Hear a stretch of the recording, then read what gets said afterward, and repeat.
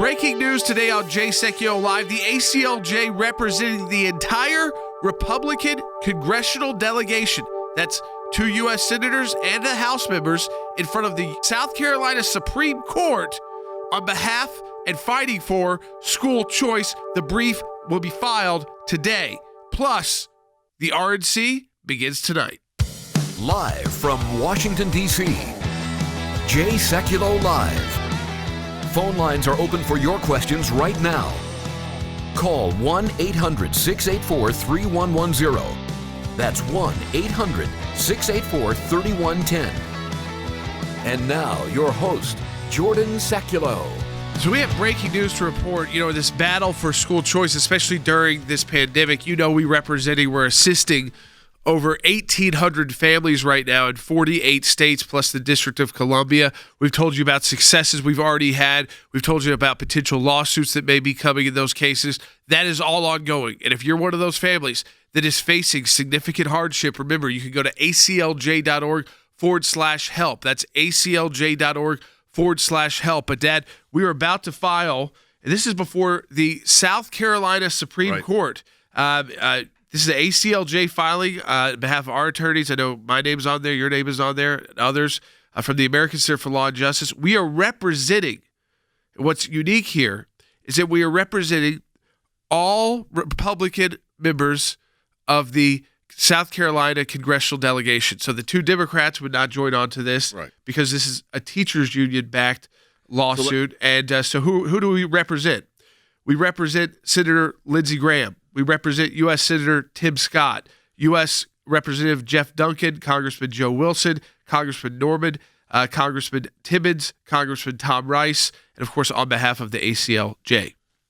Yeah, and the important part here is that the legislation that the governor has, which is called the GEAR Act, which is Governor's Emergency Education Relief, is used to benefit students, which we've argued from the outset of this when we started doing these school cases, knowing that we're in the middle of this pandemic, that we really needed to get help to students.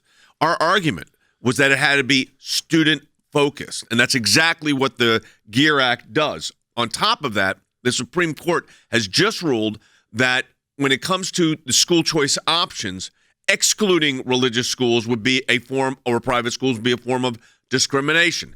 So the governor had the clear authority. It was congressional intent, and now it's before the South Carolina Supreme Court, where we're representing, as Jordan just said, the delegation from South Carolina that is trying to get benefits to the students. It is clear, we say, that Congress intended the Governor's Emergency Education Relief Fund to benefit students choosing independent schools. Again, it is the students that are the focus of this, and that's why your support of the ACLJ has allowed us to do that. That brief is going to be filed this afternoon. Right now, we're doing one last edit. Right. That's right. We will have that blog up as well at aclj.org with a link to that brief. And coming up next, Congressman Jeff Duncan from South Carolina, he helped put this delegation together. We worked with him. He contacted us, the ACLJ, said, we want you to represent us as the congressional delegation. So he really was key in getting together the 2 U.S. senators, Lindsey Graham and Tim Scott, as well as him and the additional members of Congress. It's everybody at the federal level in South Carolina except for, unfortunately, those 2 Democrats who are against this school choice expansion because of the teachers' unions. Yep. Don't like it. And, again, we would have been happy to represent all of the delegation. But this is significant. It just tells you about the work done at the ACLJ. Yep. I know we're going to get to talk to Congressman Duncan in a second, but as we're in a matching challenge month, this just shows you, an entire Republican congressional delegation from a state saying, we want you writing our brief before the Supreme Court of our state. This is obviously a huge situation because it's before the highest court in the state. It'll have ramifications for other states, and our goal when the pandemic hit and school was returning, or in some cases not returning, our goal was to help parents, to help the students. And as Jordan said, 1,800 of them, 1,800 families have contacted us. We've already gotten great results. Parents that didn't have computers now have computers. Parents that did not have access to special needs availability now do. And now we're fighting for the students for the entire state of South Carolina. Go to aclj.org, join a matching challenge. Any amount you give, we get a match for. aclj.org. Do it today.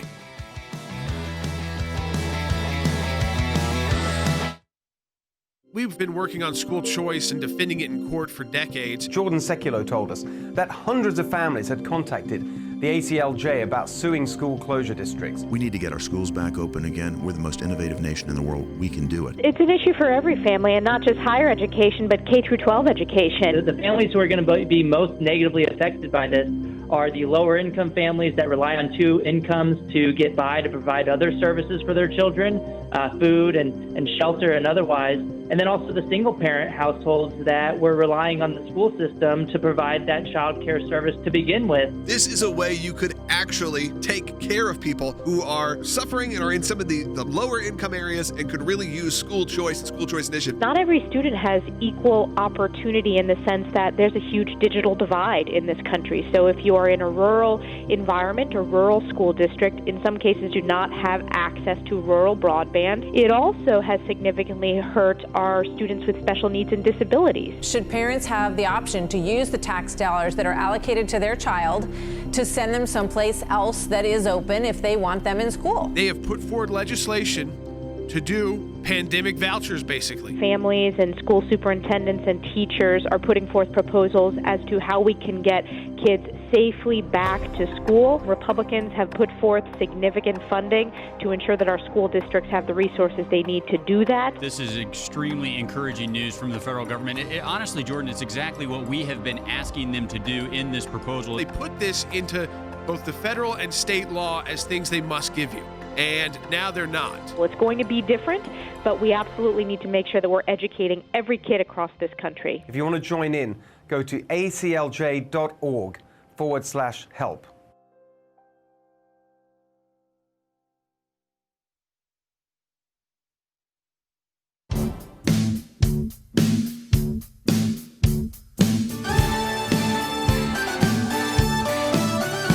Welcome back to Jay Sekulow Live. Well, it's great to be joined right now by someone who was critical in our effort to put together this brief. He helped work with us to put together not just him to join the brief in support of South Carolina's governor's decision to expand the voucher program there during the pandemic when he received care funds, and to use some of those funds were allocated to the governor specifically. He wanted to then use some of those funds for vouchers. Congressman Jeff Duncan said, you know what, I want to file, because this got challenged by the teachers unions, the public school unions against the governor. I want to file a brief, but I don't want to do it just with me. I'm going to put together the entire congressional delegation from South Carolina, every Republican. Unfortunately, the two Democrats in South Carolina at the House level would not join. Would have been great if they did for school choice, because this shouldn't be so partisan an issue during a pandemic. So Congressman Duncan was able to get together his 5 colleagues, plus the 2 U.S. senators from South Carolina, Tim Scott and Lindsey Graham. And Congressman Duncan joins us now. And first, let me just say, Congressman, thank you for putting together that delegation so we could represent all of you before South Carolina's highest court. Well, Jay, thank you guys for being involved. And it's amazing that no Democrats will support this effort when, it's really targeted. In order to be eligible for the SAFE grants that Governor McMaster put forward, a student must be from a household with an adjusted gross income of 300% or less of the federal poverty level. And we're talking about kids that currently don't have any ability to make a choice because probably they don't have the income ability within the household to send a child to a private school, parochial school, or whatnot. But the SAFE grants will give them an avenue, especially when we see what's going on with K through 12 public schools, the government schools wanting to shut down, go to e-learning, go to more virtual schools, virtual classrooms. And we need to get the kids back in the classrooms. And this is one way to approach giving these children and their parents a choice for their educational options. Congressman, I'm so encouraged by your support of this. We have been so concerned at the ACLJ as the situation with COVID-19 has impacted schools in South Carolina and, frankly, schools across the country, that we needed to be innovative and that governors and school superintendents needed to be innovative in their approach, and especially, as you just said, innovative in their approach as to families that are not of the economic means to provide alternatives, and that's exactly what has been done here. What I'm so encouraged about is that the legislation that passed Congress over the years has always been, and especially the most recent ones, the CARES Act, have always focused on the students, and that's really who the beneficiary here of this allocation is. It's the students, and it's so ironic that the teachers unions and those on the left would be fighting against, really, Congressman, the students here. Yeah, I mean, every student learns differently. We all know that, and Governor McMaster is ensuring that every student has now the opportunity to grow and develop in a way that best suits them and their families. But you know what? What we see is a continual blocking of these funds and school choice efforts by progressive Democrats, and in this case, acting contrary to the law, because the CARES Act allowed the governor in each state to have an opportunity to spend this money how they want to, and Governor McMaster decided to put some of it, $32 million, towards school choice, when public education got almost $1 billion, but yet they're going to scream about $32 million. You know, Congressman, I look at this, and again, I encourage you folks follow Congressman Duncan. I just retweeted him, so you can follow him on Twitter easily that way, because he's really leading a major effort here for school choice. And I see, Congressman, you know, the plaintiffs, the ones we're fighting against, they say, oh, well, the governor's usage of these funds, it violates a South Carolina constitutional provision that says no money shall be paid from public funds of the state or any of its political subdivisions to be used for the direct benefit of any religious or private educational institution. But here, Congressman, the funds are not direct benefit to the private schools if the parents choose to use it for a religious private school or a secular private school or a different public school or charter school. The funds are used by the parents. South Carolina is making the funds available for the parents to make the choice. It's not South Carolina saying, hey, we want to fund only religious schools. That's not what's happening here. And yet we see how opposed these teachers unions are. They want to stop kids from getting a better learning, a chance at better learning during this tough time. Yeah, I mean, we fought it for years. I remember in 2002 when I was first elected to the State General Assembly, same year Mark Sanford was elected governor of South Carolina, and he and I and many, many others fought for school choice from 2002 forward. And we're fighting the same battles today against the same people, like Senator Hutto and others that have filed this injunction. And so we're going to continue to see them try to have a one-size-fits-all model to force every student to go into the government schools so they can indoctrinate them in whatever they want to, when, you know, every child learns differently. And there are parents across the state that have economic ability to make the choice for their children, but there are too many parents across South Carolina that cannot make a choice to get their child out of peer pressure for drugs, sex, alcohol, whatever, get into a better learning environment where they can learn the skills that are necessary for their future. That's what parents want to do. They want to have a choice for their children. This particular issue, the SAFE grant program by McMaster, gives them a choice at this time, especially when the choices are more and more limited because of COVID. You know, Congressman Duncan, this is Jordan Sekulow. We just had a comment come in through our Facebook page because we also broadcast this on Facebook live with video. And as we're talking to you, Linda, who is South Carolina, a constituent of yours, said that you specifically, Congressman, are telling us more about what's going on in our state on this broadcast than the local news does.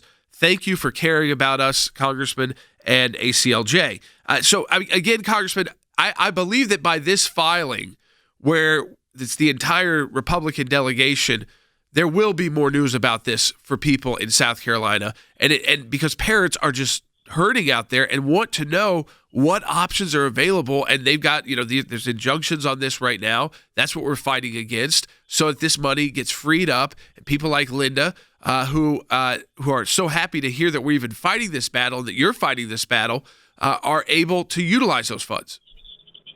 Well, Jordan, I appreciate you guys and ACLJ for being a part of this amicus brief and going to court with this, because the amicus brief is going to be filed later today. I don't know when the arguments are going to happen in court, but this was progressive Senator Brad Hutto filing the injunction down there in Orangeburg County to try to stop the governor from using his discretion, which these funds in the GEAR part of the CARES Act allowed the governors to have discretion to best meet the needs of its constituents, and that's what McMaster's doing.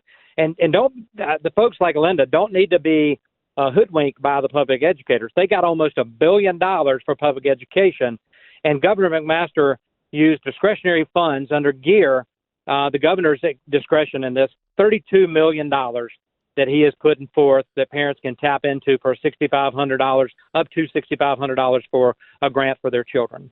You know, one of the things I was thinking, Congressman, is that as this pandemic unfolds, the ability to be flexible, and you certainly and your colleagues in Congress have been flexible in trying to get help to the parents to help their kids. Again, the primary focus here, of course, is protecting the kids, getting the best education for the kids. What is your sense right now, kind of in Congress, as this unfolds, and we may need more action? Where do you see it? Is it going to just be party lines here? Yeah, that's pretty much party lines. The Democrats want to give money, $28 billion to the post office that said they didn't need it. They had a $15 billion cash surplus. They're solvent until August. Democrats want to give money for the unions and mail-in voting. We continue to see the partisan politics in Washington, and it's all about the White House. It's all about the presidency. If President Trump talks about school choice, they're going to be against it. And it's unfortunate where we are. Hopefully November 3rd will take care of a lot of this when we get back to work, maybe with a House majority of Republicans and a Republican Senate, Republican president. We can focus on things like school choice and giving more parents across the nation options in educating their children. I appreciate it, Congressman Duncan. Thank you for taking time to be with us, but also thank you for your support of this important brief that is now going in today to the South Carolina Supreme Court. For those of you that are watching the broadcast now, let me tell you something. I'm going to turn it to Jordan in a moment here. But we are in the final week of our Matching Challenge campaign, and we're doing great, but we want to continue this momentum. We are helping 1,800 families currently right now, at least either giving them representation, sometimes just walking them through what they need to be asking for, and other times we're sending out legal communication correspondence to get computers. We have obtained computers and broadband access for those that did not have it, special needs kids getting extra help.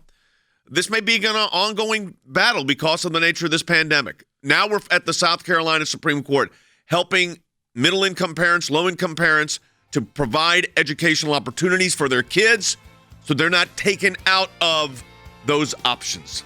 Why would these members of Congress, why would the entire Republican delegation, 2 U.S. senators, 5 members of the House, come to the ACLJ to write their brief? Because of our expertise. Why are we able to do this for them? Because of your support for the ACLJ. Donate today at aclj.org. Double the impact of your donation. It's how we bring you this broadcast every day. It's how we're filing this lawsuit. Amicus brief in South Carolina's Supreme Court today on behalf of members of Congress. You're part of that because you enable us to do this work and be the experts. aclj.org. Donate today. Double the impact of your donation online.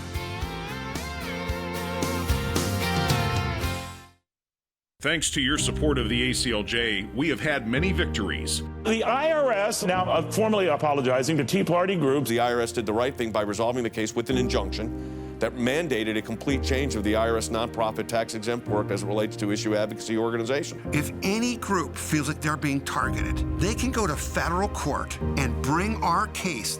That's a victory. It's one of the most significant wins in the ACLJ's history, to take on the IRS and win. For more than 27 years, the ACLJ has been fighting for freedom and liberty in the United States and around the globe.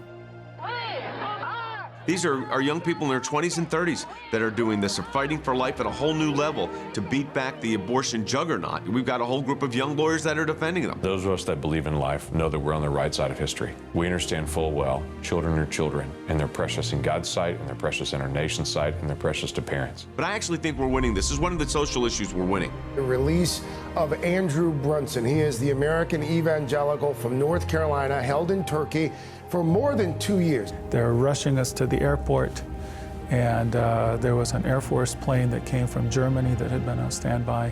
We're flying, and they finally left Turkish airspace.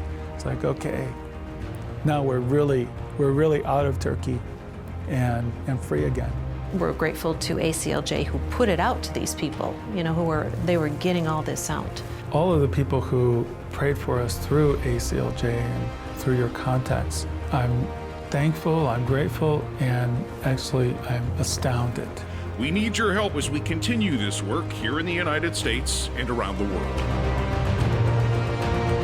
Join us online at the American Center for Law and Justice at aclj.org.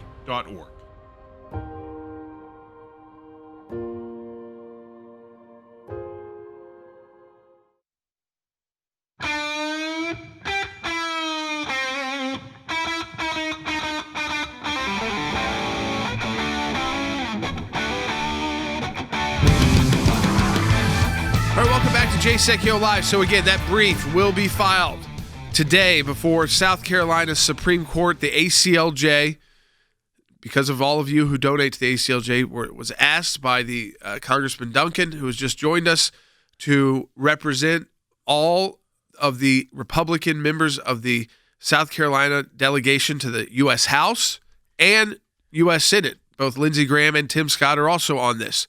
Unfortunately, the two Democrats, they get backed by teachers' unions. They don't like school choice and vouchers programs, even during a pandemic when families are really hurting and trying to figure out the best economic options for their kids. So we're filing that, and we're able to do it because of your support for the ACLJ. We'll have later up on our website a blog kind of explaining exactly what the issue is in South Carolina and a link so you can actually see the brief. This is before it's even filed. I'm holding up in my hand who we represent, and it has all of the members listed there in South Carolina. One more little draft that I'm doing right now.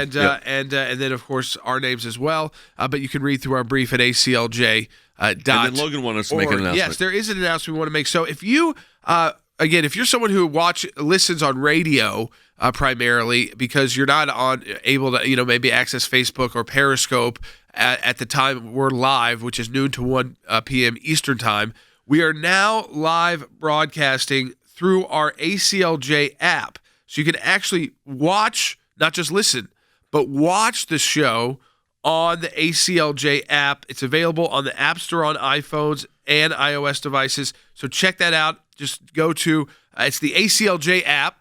So if you've got it already on your phone, you'll now have the video live of our broadcast each day, noon to 1 p.m. Eastern time. Of course, you can go back and watch later. But for those of you who are most of our audience is not able to watch on Facebook and Periscope, now you have another option while you're mobile to watch through your mobile device or through a tablet or even on your television if you'd like, because you can use those apps that way as well.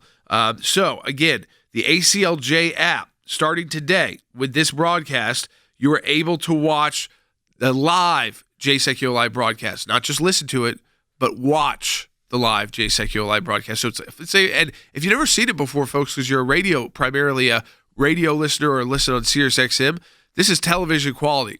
This is just as good as anything you're going to see in the cable news world every day, and we're totally live. This is not a scripted show. When Jeff Duncan was on, the Congressman, it wasn't like, this is what we're going to say, this is what we're going to do. The Congressman joins us live. We're talking live issues, responding live to the news, but it's a cool way to watch as well. So check out, because, again, that's a big update to the ACLJ app available through the App Store. Of course, it's absolutely free for iPhones and iOS devices. Yeah, so that's what we encourage you to do that and utilize that new software and technology. Now, we gave extensive coverage to the DNC. We're going to do the same thing with the RNC. In fact, just moments ago, Mike Pence, Vice President of the United States, addressed the delegates in North Carolina. Take a listen. But I heard you were all down here in Charlotte doing some business. The beginning of a great week for the Republican National Convention. But I got to be honest with you, I'm here for one reason and one reason only. And that is not just the Republican Party, but America needs 4 more years of President Donald Trump in the White House. So you're going to see a very different theme over the next 4 days. Unlike what took place in the DNC, there are going to be some live events that are actually live. There's going to be events. Almost all live. Yeah. I'm sure they'll have some pre-recorded package things you have to do. Sure, that. videos. Yeah, but it's going to be a live event. It's going to be, even the roll call has been live. They've been, everybody's been tested for COVID. So if you didn't pass the test, you had to send somebody else. They tested them again when they got there. So they're doing all the social distancing necessary. You're going to see the president addressing the RNC every day or every evening as he's flying to different locations. Mike Pompeo, the Secretary of State, is going to be addressing the crowd. Is it official yet, Will? Yep. Yes. Yeah, it's from Israel. Yes, he's in Israel right now because of the UAE-Israel deal. He's going to be addressing the crowd. I mean, it's really addressing the country, really, from Israel during the convention. So some real excitement, I think, on this end. I think it's going to be totally different than what you saw last week, which was just, and this is just an observation of optics, a snooze fest. That is not what you're going to get here. Even the liberals had to admit over the weekend that the ratings for this will be much higher. They may not get to the ratings of a traditional convention because that's very different, but they will be much higher than the ratings for the Democrat virtual convention because, one, some of the cable news outlets decided not even to cover it, and two, it started off very bad.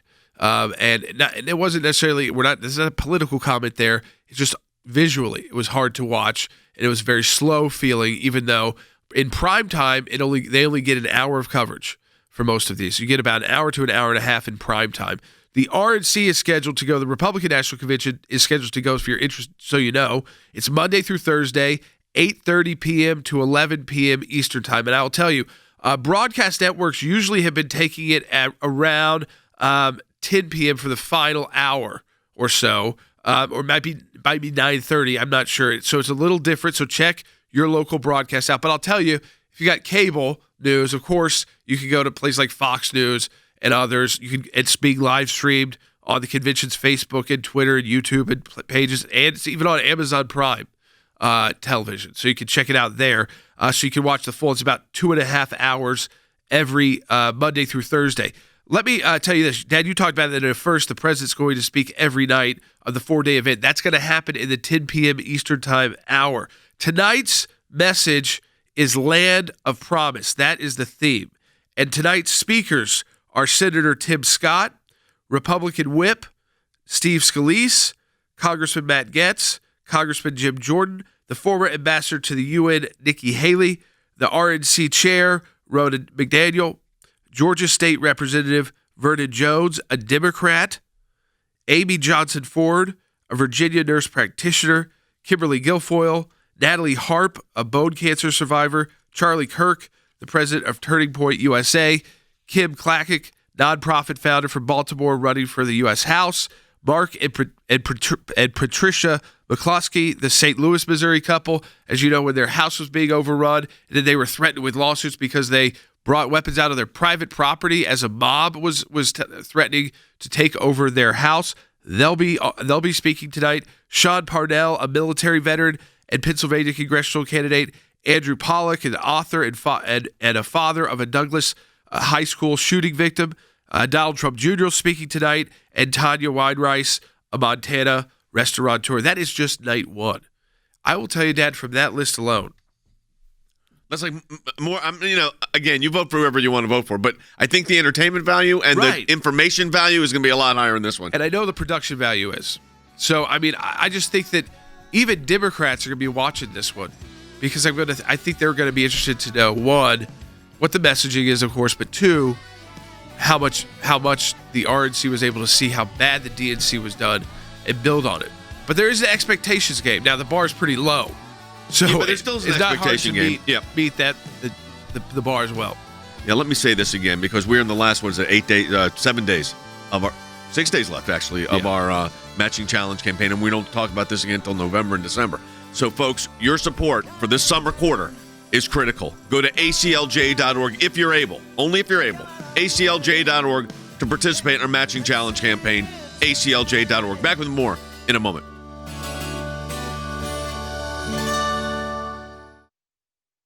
Here's what I want to say to our ACLJ members, or for those of you that enjoy watching this broadcast, whether it is going after the deep state, whether it is litigation that we're engaged in, whether it is defending the persecuted church and getting individuals out of prison in other countries because of their faith, whether it's training lawyers to fight for religious liberty, not just here in the United States, but around the globe, whether it is producing a daily 1-hour live television and radio broadcast heard on thousands of radio stations, on TV platforms, on social media platforms.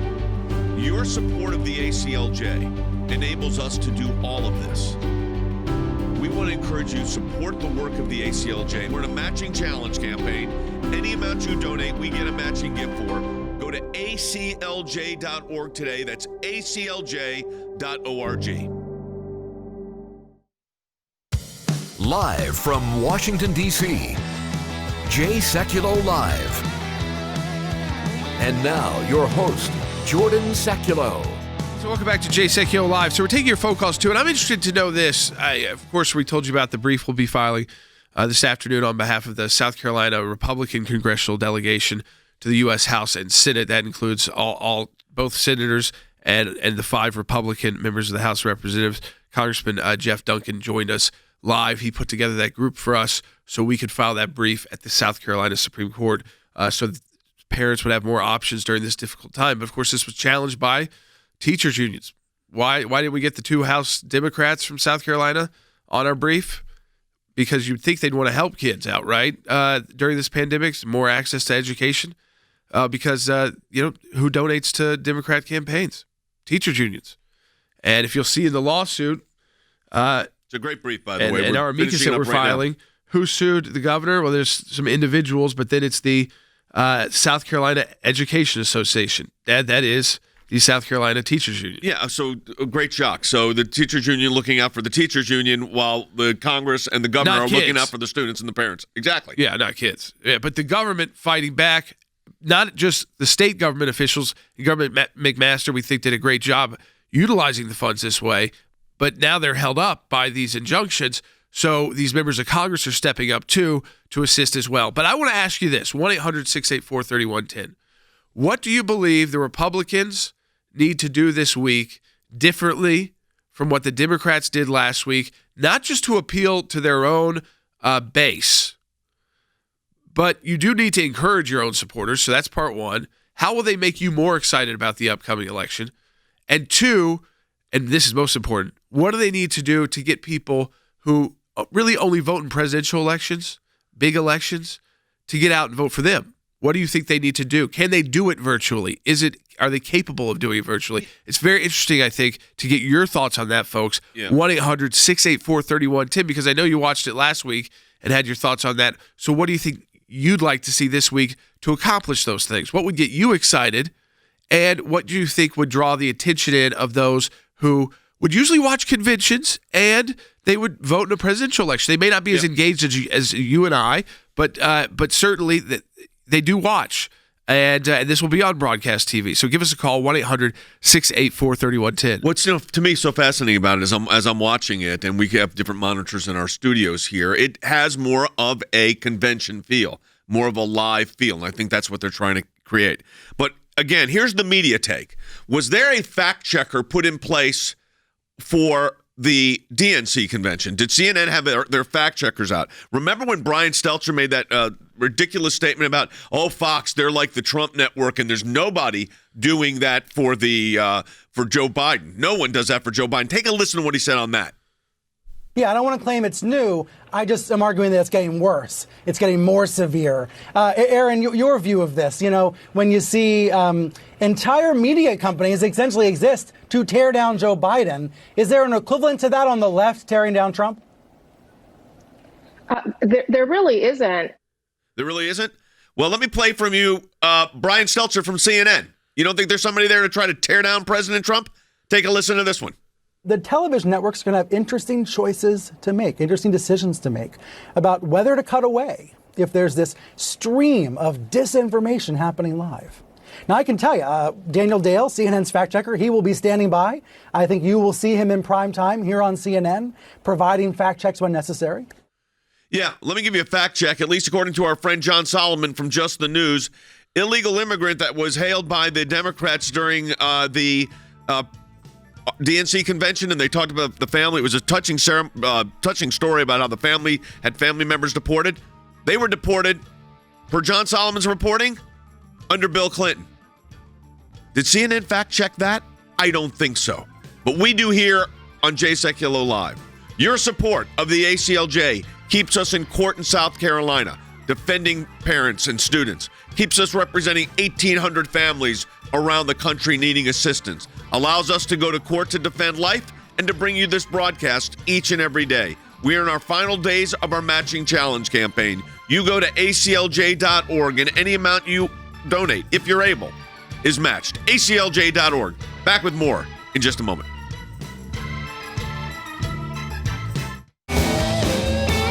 So check this out, folks. Maybe we go to it live, actually. The President of the United States just walked out to the convention in Charlotte because he officially secured the nomination. It looks like he's going to make some remarks at the Republican convention in Charlotte. Take a listen. This is live. Thank you very much. Thank you. Thank you very much.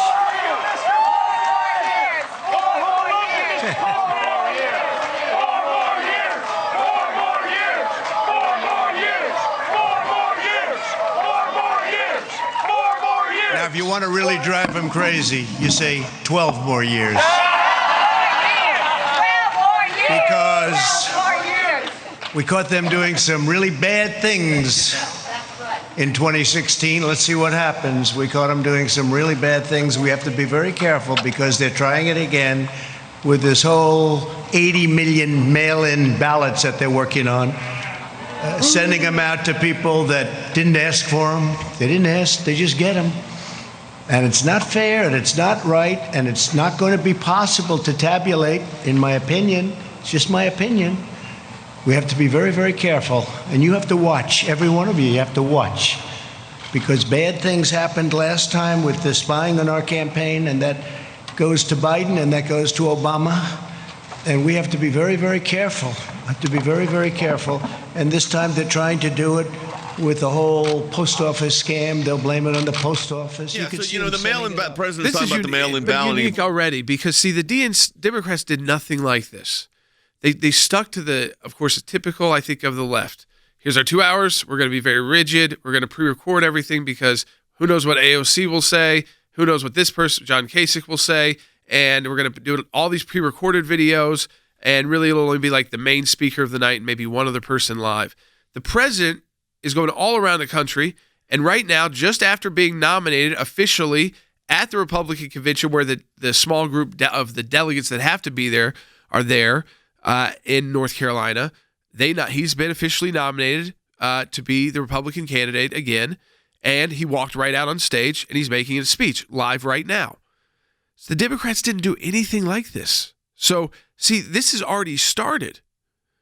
The Republican convention has started getting news coverage before 8 p.m. Eastern time. So, Dad, I think that's right there alone. It shows you how many more eyes are going to be on this. The president's speaking now. The president's going to be speaking later. So he's going to be addressing a little bit each day, and then a major speech on the final night. I know. I think this is. Listen, I think they're whatever the DNC did, they're doing the opposite, and that's probably really smart because I think what was the maximum number of views that the DNC got? Was it 36 million one night? Down 50%. Yep. And that was the final night. So, I mean, the viewership was way off. Joe Biden read a teleprompter. I mean, this is going to be certainly very, very, I don't think anybody will doubt. It's going to be interesting. That's for sure.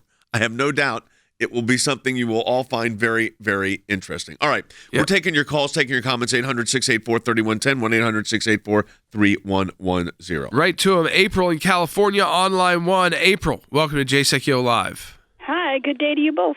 You too. April. Yes, I'm interested in seeing some appeal to the young voters today and stuff. Both my daughters are in their 20s, and they knew that Cardi B had interviewed Joe Biden, and they're very strong Republican Christian girls, and they found that to be very inappropriate.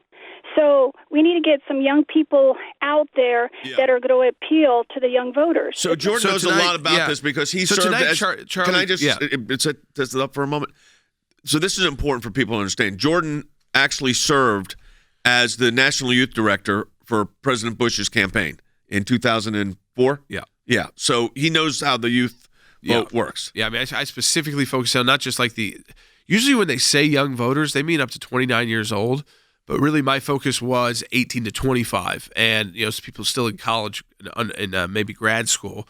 And really it's two things, making sure they're registered to vote and getting those conservative students out to vote, not making them feel like, it's somehow a bad thing that they're going to be shunned because, remember, they can cast their vote and it's totally private and no one has to know if they feel something, if they're not out there about, what their politics are. But encouraging, people that if you have those beliefs and to also to appeal directly to them. So I'll tell you, on night 1, so tonight, actually, interesting enough, you have Charlie Kirk. He leads the president is Turning Point USA. It's a young organization. They work a lot, too, with that Students for Trump organization, which is an outside the campaign organization. And Charlie Kirk, who you see on Fox News all the time, is young. He is going to be talking to that audience of young conservatives to get them energized. So that's just on night one. Then I think you can go through the rest of the nights, and I think you will see that there will be people you'll be surprised about as well. There's always, by the way, we've got the list of speakers.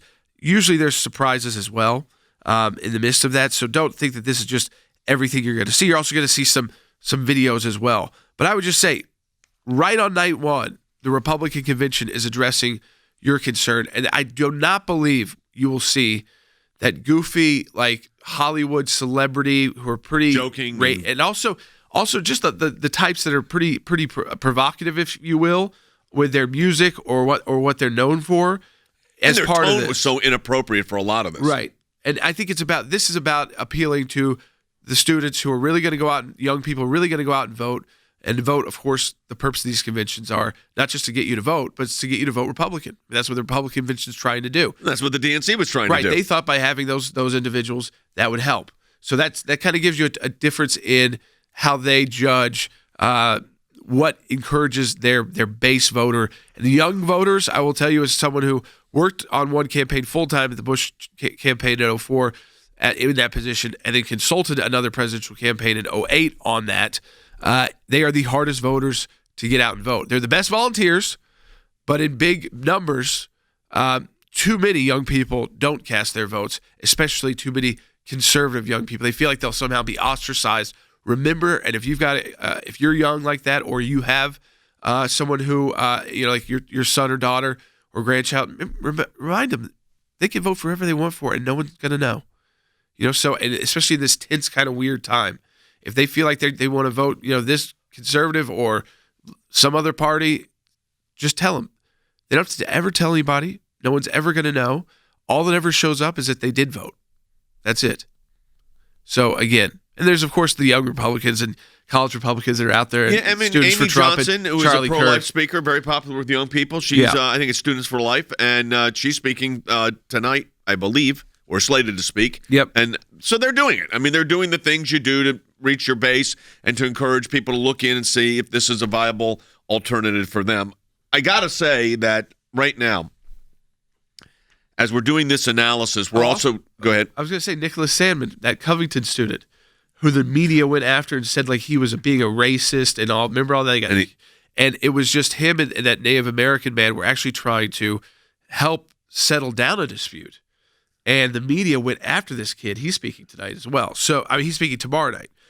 So you're going to have young people really addressing the American people. And I think that just shows you, when I worked for Bush, I went took a time of leave is what you have to do to work for the convention because it's a separate entity. And I ran the youth efforts for the convention. So what we did is, because it is typical conventions, we had like a youth convention day where we brought in more young people than usually be able to come into the actual convention, with all speakers that were young. We worked with like WWE, we worked with entertainers, sports figures, and actual students and young people as well.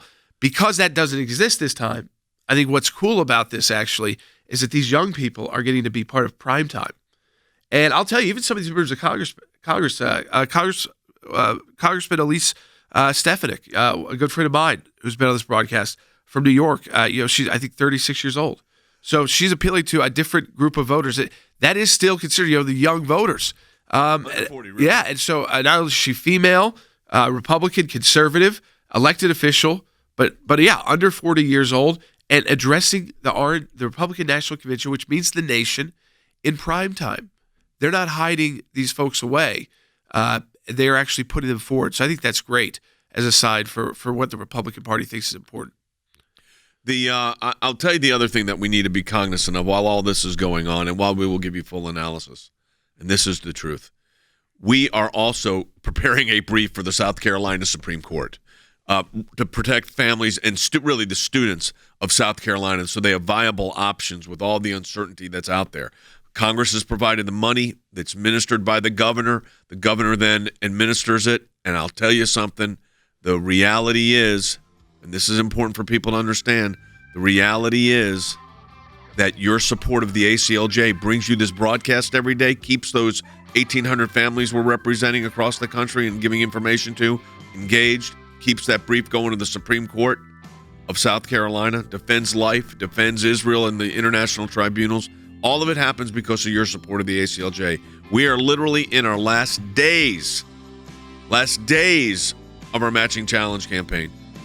Go to aclj.org. That's aclj.org. And Jordan, you're going to encourage people how to do it right now. Yeah, again, folks, it's very simple. You go to aclj.org. You'll see Matching Challenge. You click there, a couple of minutes. It's safe, it's secure. You're doubling the impact of your donation to ACLJ. Think about what you've heard already today. We're representing the entire Republican South Carolina delegation at the South Carolina Supreme Court on school choice. aclj.org donate. Business, it's all mine. Take it. 844-3110. That's 1-800-684-3110. I'll make a little announcement. Yeah. So the band, we've been having to do these things remote. Yeah. Jordan knows he's hosted these concerts for us. People saw that at the end of last month. And there's going to be another one at the end of this month. So we've done, at each one of these, we're trying to do some new tunes. Yeah, I was going to ask you. Yeah, we have to do it remotely still. Are we getting new tunes this time? You're getting 2 new tunes, both great. Day After Day by Badfinger. And the other one is a tune by Cream called Badge. And they are both fantastic. They're not ready to be released yet. We just did a rough cut, and I'm actually cutting the drums on that officially tomorrow, but I've already done and one. that's on the final day of the match. Final day of the matching challenge. Right, so it'll be on the final day of the matching challenge. But we did do 2 songs for the last concert, Taking Care of Business, which I think is very appropriate when you look at the 1,800 cases we have, the brief going to the South Carolina Supreme Court, all the work that goes into producing this broadcast. In the middle of a pandemic, we are taking care of business. And we're going to play that for you at the end of this broadcast so you can see it. It's we haven't aired it before. We may air it a couple of times this week, but we're certainly going to air it today. And then we did the Monkees tune. I was a big Monkey fan, believe it or not. And they had a tune called I'm a Believer, and it came out great. They both did. One I play guitar, one I play drums. The 2 new ones that we've got coming out, playing drums, solo drums on both of those that coming up.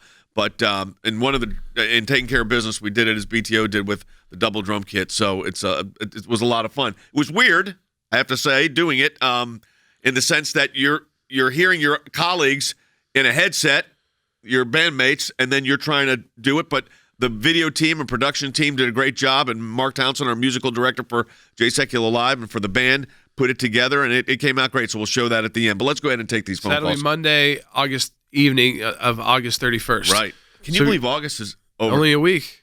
You realize, folks, on Monday or on Wednesday, we are 8 weeks from an election. Yeah.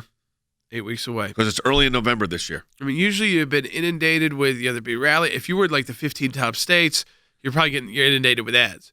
But you've been inundated with campaign visits, not just from the principals like the president and vice president or those running to be president and vice president, but their surrogates, people, top-level spokespeople. You'd be inundated with that, and that's just not happening now. Now, what's interesting is that the Democrats have decided they're not going to do any traditional get out the vote. They're not going to knock on any doors. They are not. They may still do like some phone calls and do virtual texting and things like that, but they're not going to do any of that, making sure people got to vote. And I think what Republicans are doing is say they're going to do a mix. Yeah. Understanding with COVID that you want to be responsive to that, but that you don't just give up on your grassroots organizing, because some people really do need that kind of reminder. And you can, I see that. You can knock on a door and step back 10 feet and still say, as long as the neighborhood you're allowed to be in, and say, hey, we should remind you to vote. But I mean, digitally is where it's going to be at. This is going to be the first Digitally, primarily virtually, digital yes. campaign in U.S. history. But I do think the DNC having no traditional grassroots is like a mistake, because why not? Like, why would I agree. It's all, they're so PC. I wonder if they lose votes by being so PC, unless they can steal votes through. I love how they want now, where somebody can go and just pick up everybody's vote and drop it off. Don't you love that? Yeah. Can you imagine the fraud in that potential? And what stops it from, if the one's not even open, sealed, I mean, right? so many. There's so many issues. Well, we've got, by the way, lawyers that there are lawyers that are handling election integrity issues on both sides. The Democrats have a battery of lawyers, others have a battery of lawyers, and that's what you deal with, and that's what we're dealing with. So on that, let's go ahead and take calls. Yeah, let's go to Laura in Kansas on line 3. Laura, welcome to Jay Sekulow Live. Yeah, hi guys. What I would like to see at the RNC is for them to talk about objective content. Trump's record, it should speak for itself. And so I just want to hear policy. I want to hear a list of all the accomplishments over the last 4 years. Okay. I mean, I think you'll hear, first of all, I don't know if you hear that in one night, but I think that when you go through the main list of speakers, you will. You're going to hear about the accomplishments. You combat the negative. So you'll hear three things. Accomplishments, so what we've already done.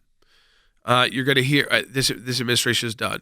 You're going to hear future, what we're going to do in the future if you reelect us. And then three, we're going to make counterpoints, basically respond to, even though they already have in the sense through media, but at this larger level, respond to, and it won't be necessarily always directly. It's not always going to be like Joe Biden said this about me. It's not that. That's more of like a debate setting.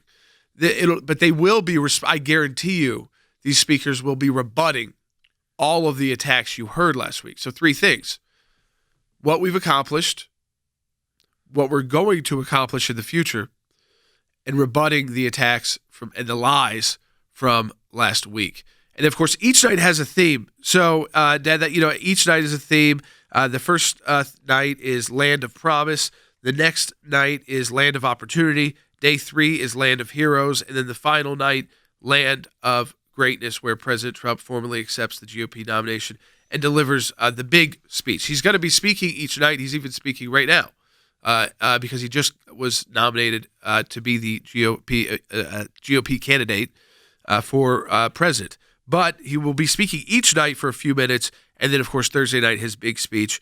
But again, this goes for everybody out there. It's 8:30 to 11 p.m. Eastern Time. If you want to see that full coverage, the broadcast stations aren't taking it that long. They didn't do it for so it's not like they're just doing that to Republicans, by the way. Democrats only got about an hour also. Yep. And not even all broadcast channels did it. So I think if you're interested, really, you do it through cable news. I know Fox News has said they'll cover it all. I don't know if CNN or MSNBC will. I doubt. I have some doubts about that. But you've also got it on C-SPAN, PBS, and it's live streamed on Facebook, Twitter, YouTube, Twitch, and it's on Amazon Prime. So if you have Amazon Prime on your TV, you want to watch all 2.5 hours. Just do that, and it's there, and you don't have to worry about anything commercials or anything like that. All right, let's go ahead and take probably be the last call. Quickly. Yeah, Ann in New York on line 1. Ann, welcome to Jay Sekulow Live.